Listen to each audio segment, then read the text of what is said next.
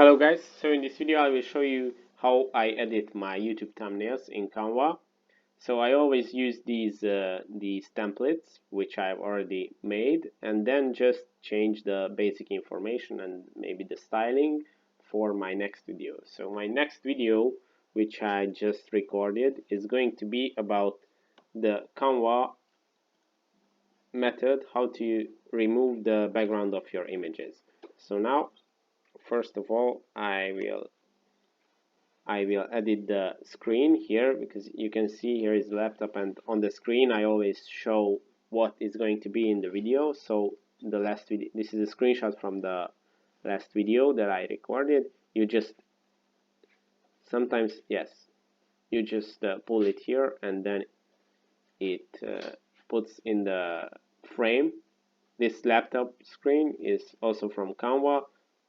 From the frames section, you can choose from here any frame style or size or anything, laptops, phones, anything. This is the check mark, and yeah, let's remove this because this previous thumbnail was about Unsplash, that's why it's here.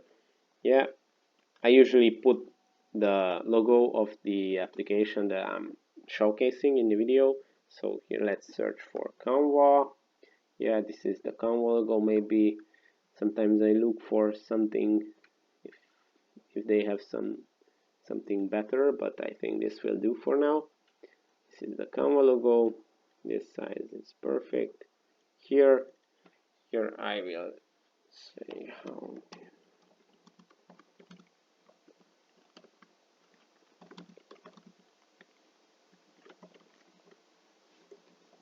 Like this.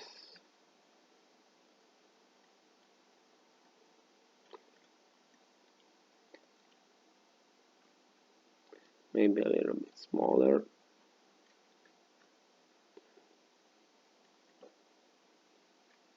Okay, then I usually change the background color to make it diverse.